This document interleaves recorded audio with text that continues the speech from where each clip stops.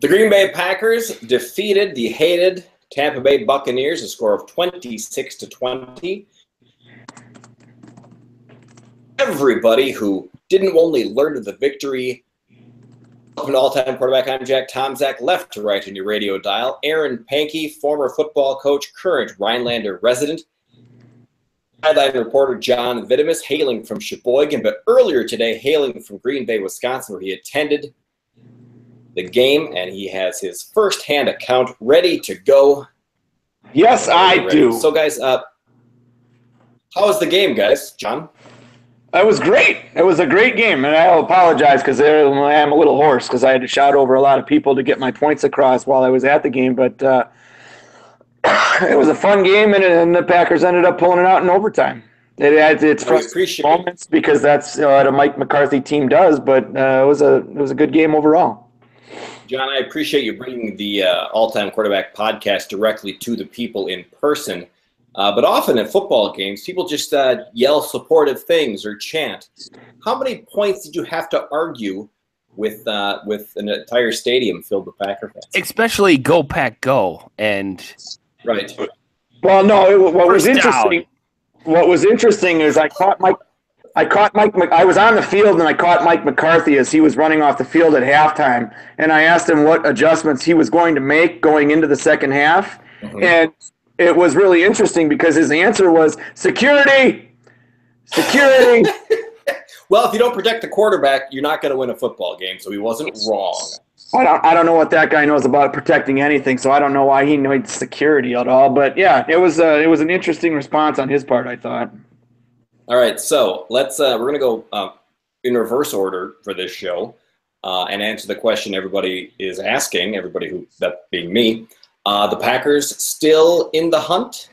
Do you feel it? I told you it was going to happen. That's I feel it. It's coming alive. As an owner of the team, you can feel we're headed in the right direction. Now, we got this win done. We go to Cleveland, and it sets up perfectly for us. Rodgers is coming back. I know we're going to get down there. We're going to talk about this, but you can feel it. We needed this win. We went and got this win. It was ugly, especially since it started off with a huge injury when the line judge went out early into the game. Well, if you don't have a line judge, who's going to judge the line? My condolences to his family. That was very concerning in the game. I wasn't sure if we were going to pull it out at that point. It was indeed. So we're still in the hunt. We're still. I saw on the television earlier on Sunday that have not been mathematically eliminated yet. So that's a good sign. The Lions apparently are ranked above us for some stupid reason. But yes. And here's what's exciting about it. Yes. Tonight, right now, Philadelphia and Seattle are playing. You would hope that Philadelphia could beat Seattle. That would help our odds a little bit for this moving forward. If that doesn't happen, it's okay, because next week, as we go to Cleveland to beat the Browns, the Saints are going to play the Falcons. Now, the Saints are 9-3. They're kind of winning the South, and they're going to go play the Falcons, who are 7-5. Now, if they can give the Falcons a loss, they'll be 7-6. We're 6-6. We'll be 7-6 next week. Tied up there. Then the Vikings are going to go play the Panthers, who are 8-4, another wild card team possibly, and they can make. And since the Vikings are pretty good this year, we know that at 10-2, they can knock the Panthers off to make them 9-5, which helps us. And the Seattle Seahawks go play in Jacksonville. So it's a West Coast team playing East Coast team. Jacksonville's defense is pretty good. They don't allow the run at all, and they don't really allow the pass. And Seattle can only pass. That's the best defense ever then, because that's they're exactly very good. What you should be doing. Good. So there's another team that we need to get another loss. That's why if Philadelphia could kind of turn it around here in this game and win it, that would help. So I'm just saying, after next week, we could be very deep into a playoff run when we're going to get Aaron Rodgers right back. I'm with Aaron on this one. I clearly see the path to victory as they call it in politics. John, please crap on our optimism. I would love to crap on your optimism. I don't want to crap on your optimism, but it has to be done. Look. Reluctant crapper, John Vitamus. There was, for 4 minutes and 1 second of that game, Mike McCarthy called the perfect game plan for a Brett Hundley-led offense. Unfortunately, they had to go to overtime to find those 4 minutes and 1 second. That matters. 60 minutes was absolute garbage. Was it? It was. Now, I get it that they were not on the field as much as Tampa Bay was on the field offensively, but it took in overtime for Mike McCarthy to call read options, to misdirections, to everything. Like, Aaron Jones's touchdown was set up because Brett Hundley started running the football late in that game.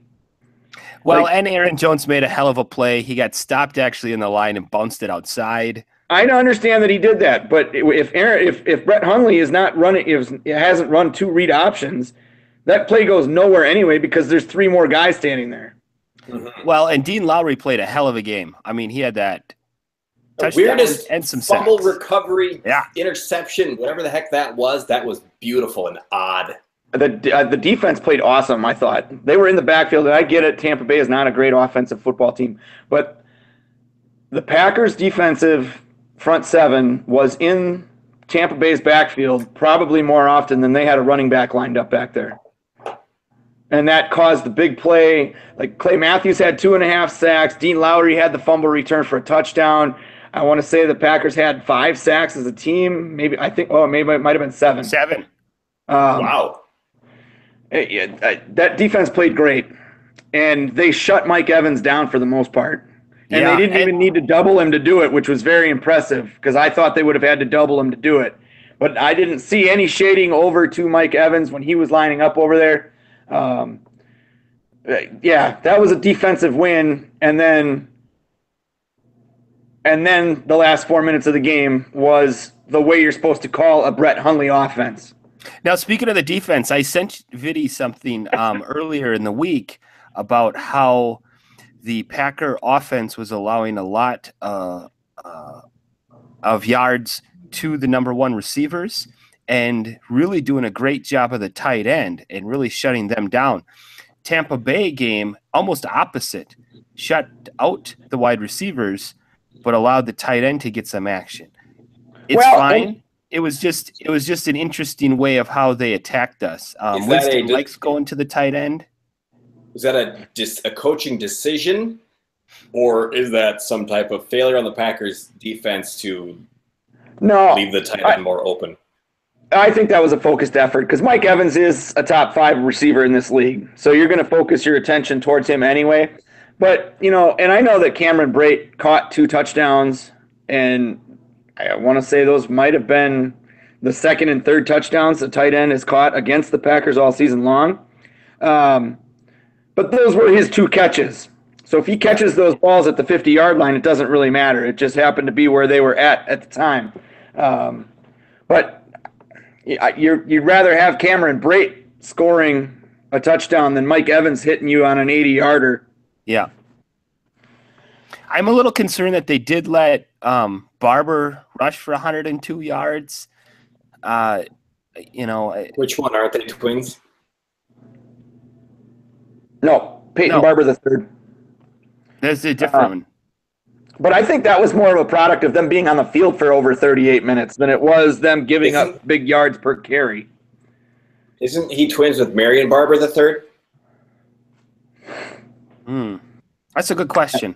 I'm kidding. But I don't Google I'm making a Rondé and Tiki Barber joke. On the flip side, we had our own 100-yard rusher, Jamal Williams, and it was great to see Aaron Jones. We mentioned him; he had that play. He was active for the game. We do know that Ty Montgomery did go on the IR though before the game happened this week. So it's good to have 2 good running backs back. And credit to Aaron Jones for making that play to end the walk-off touchdown, but that was his only carry of the game. And if oof, man. I may have missed something, but I think that was only the second time he was even on the field. It was. So, it was his second snap. Yep. Okay. So I don't know how healthy he is, or it's just a product of we don't have anybody else, so you're going to have to fill some kind of hole. Well, I think he was just active, and I think Williams needed a breather, and so he went in. Also, on the receiving end, Jordy Nelson, 5 catches, 17 yards. How often do you see that? I mean, he's now our number 2. Devontae Adams obviously is our number 1, especially with Brent Hundley. But the days of Jordy, now 5 for 17. Now, is that the days of downfield passing are gone? Yeah. Is that it? Is that because we got a every ball they caught was at the line of scrimmage? Just throw it there more often. It seems like a weird way to try to gain yards. That's why you pray when you throw it. Well, I mean, throwing a bubble screen to a 6'4", not shifty wide receiver in Jordy Nelson doesn't really make a whole lot of sense. But if you're focused on getting him the ball, that's what you do. Now, I listened to the game on the radio, and and then at the very end, I listened or watched on TV. Talk us through when the fans were booing at the end of the game. What was that all about? It was just, it was absolute horrible time management by McCarthy all the way around. You've got Tampa Bay was inside their own 25-yard line with 2 minutes left to go. 1st and 20. They run a play, and they just let the clock keep running. They don't burn their first 2 timeouts until after the second and third down plays. So they actually get the ball in pretty decent field position. I want to say it was like their own 40-yard line with 44 seconds. So you have 44 seconds to move the ball 25 yards. Plenty of time. Not unreasonable. With one timeout left. Kick a field goal thinking, right? Yep. And they just didn't. Their first pass, they took a shot downfield. It was incomplete. Fine, whatever. Then they threw another bubble screen. I want to say it was to Jordy Nelson. And then they just handed the ball off. And then they took a timeout and I guess tried to run a Hail Mary, but it ended up just being a sideline route to Jordy Nelson, which was incomplete, and then the time was off the clock. Like, what should they have done? They made no effort to actually try to get the ball into field goal range. And the entire 44 seconds, the crowd let them have it. So what should they have done? And if the entire stadium filled with people can see that, how did a one Super Bowl winning coach not? Why did he call that? If you don't trust all right. So if you don't trust your quarterback to get the ball down the field, mm-hmm. and the defense thinks you are going to throw the ball to try to get the ball down the field, mm-hmm. hand the ball off. You're going to get a chunk play right there anyway. Yep. You can get back up on the line. You can do it again. Run some read option. That's what they did in overtime. That was successful. It's always been successful when they run it with Hundley. They just never do it enough. Excuse me. So what makes McCarthy called the game differently in overtime than he did at the end of the game? When you say if he would have called it that way in regulation, they would have had good things, would have won, maybe.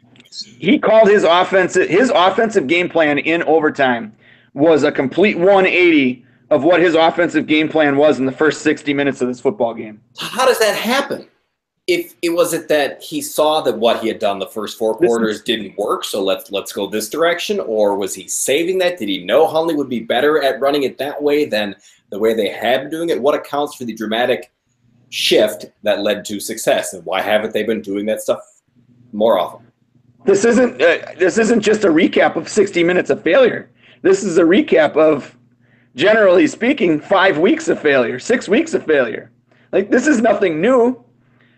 Everybody on the planet has known that Brett Hundley can run the read option if he's given the opportunity to do it, because that's what he's done all his life. Like, but you're so terrified of having to put Joe Callahan in if he gets hurt that you don't do it. That's foolish.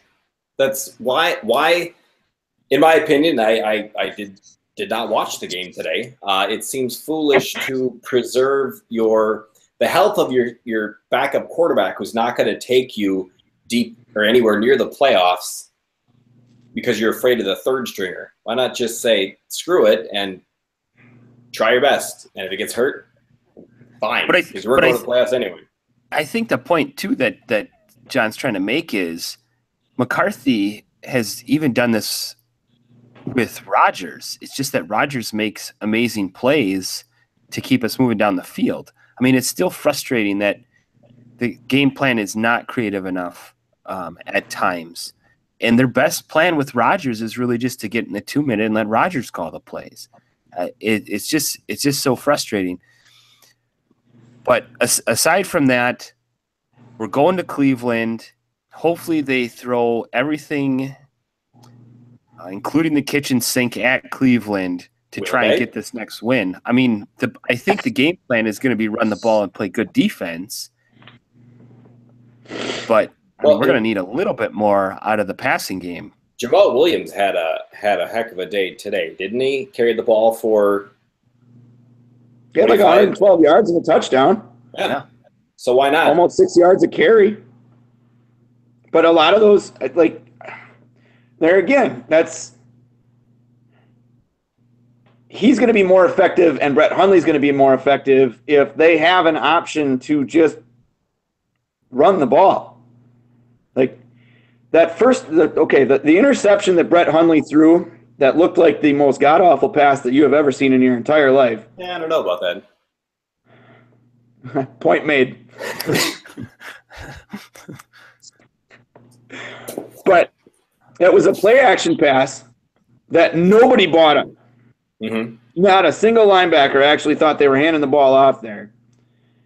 And Brett Hundley threw the ball to the dead middle of the field while his receiver was running a go route on the numbers. A lot of things went wrong there. Yeah. Yep. And it was just they're not successful when they go downfield. So I don't know why they do. Well, and again, I'm not an expert like you guys, but for the option to work, read option to work, don't you have to run the ball enough where they believe that you're running the ball? Or do I not know what I'm talking about? Okay. You want to run the play action. You have to run the ball enough to make play action successful. The read option, you could run that like. I think the most successful game plan Mike McCarthy can come up with next week in Cleveland is to have Brett Hundley throw 0 passes. You either turn around and hand the ball off to Jamal Williams and Aaron Jones, or you run a read option, or you give it to steal Paul Christ's playbook. Yeah, power football. Do some bubble screens. You can run a few tight end screen, halfback screens, shovel passes. I mean, you're going to have to do everything you can to control the ball. But you have to get creative and you have to use misdirection. Yep. Because you're not good enough to just flat out beat people. No. And we just got to beat one more team. And then Captain America comes back. Right here on the Packer tree, he comes back. He saves the season, and we go to that Super Bowl. Oh God, the playoffs. You're such an optimist. I love it. Well, I'm an owner. You don't want the business to fail. You got to keep it going. Well, you were still selling plenty of stuff today. The business isn't failing. No, the business is doing great. There's a lot of people there. Yeah. Maybe it sounded like I didn't quite know what a read option was, and I was just explaining what you do to get a play action to work successfully. But upon looking up what a read option is, you do need to run the ball. So the defense thinks that's one of the options the quarterback might take. There you go. Good job. Yeah. Thank you. Way to learn your one thing for the day. I'm proud of you. Woo! Now, if it becomes apparent that the quarterback who's really good at running the read or decent enough running the read option is going to be running the read option today, and the Browns defensive coordinator listens to this podcast and learns the Packers aren't going to throw the ball at all, what does that do to the corners and the safety? Do they do they alter their game plan, thus making the read option no longer as successful? Well, I'm sure that they watched that last part of the tape and they'll prepare a little bit for it, but because they haven't seen much of it, they're not going to spend a lot of time on it. They're thinking what you guys are thinking, that, Mike McCarthy, he doesn't know what he's got here, so he's going to not do the thing that worked. Yeah, I would put 11 guys in the box because I know Brett Hundley can't throw the ball downfield. Yeah, but it's Cleveland, so you never know. Yeah, so it's more like 9.5 guys in the box, but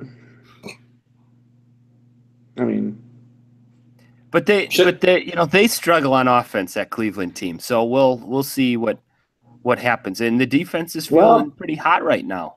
I know they have a bad quarterback. Well, they've got a bad quarterback situation since 2001, but they got Corey Coleman coming back, and they just got Josh Gordon back. So they do have some stud wide receivers that they can throw the ball to. And you can't really shadow one without, like, there's – Well, Corey Coleman doesn't scare me. He has not proved himself. Josh Gordon definitely scares me. Is it too late to try to add Paul Dishler to this conversation as a legitimate Browns fan? Next week. Let's bring him on. Yeah. I just kind of assumed that he was going to be on next week so that we could help him with his sorrow. But their offensive line has been hurting. I memean, their run game has gotten a little better. Cleveland's has, but it still struggles. I mean, they're 0-12. I mean, they're looking for a win. They're probably putting this on their calendar as a possibility. But if the ship is already down pretty far, it depends on the morale of where that locker room is. Yeah, I mean, I feel confident about their defense, if only because their front seven is playing so well right now, that I don't think that Cleveland will be able to run the ball, and I think that the pass rush will force DeShone Kizer, if that's who ends up starting this game, to make some mistakes. But I mean, it all comes down to, like, you can't win a game 0-0. You got to put points on the board. And, take away Dean Lowry's fumble return, this game doesn't go to overtime, and it's over. So, and Frackrell's punt block, too. I mean, that was a big play. Yep, absolutely. Yep. I got a stupid question coming up. I love it. Have the Browns been mathematically eliminated from the playoffs? Yes, just last week I think they were. Yeah. Maybe, for lack of a better term, trying to suck for luck, or a few years after luck. I don't think they're trying. I think they're just not very good. Yeah, they've made some bad personnel decisions. I mean, we wouldn't know what that feels like. They just. Yeah. It's true. In real life. Okay. I lost you guys. There you are. Show. All right, carry on without me. All right. We're going to win next week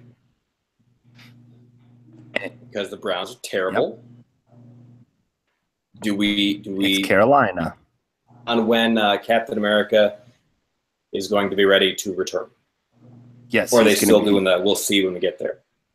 We're going to be ready for Carolina. Now, what's interesting, one note this week, also Clay Matthews did say we probably shouldn't have put Rodgers on IR, which means we had to put him on for 6 weeks. You get 2 exemptions, I think, that they can still play. And because I think he feels like he's ready to go now. Well, I think I listened to a couple of different people say that quote was taken out of context. Because the couple of people that I heard talking about it said that if you listen to the 5 minutes before and you listen to the 5 minutes after, it wasn't a shot at the Packers as much as it was a failed attempt at humor, because nobody actually knew that he was going to recover that fast.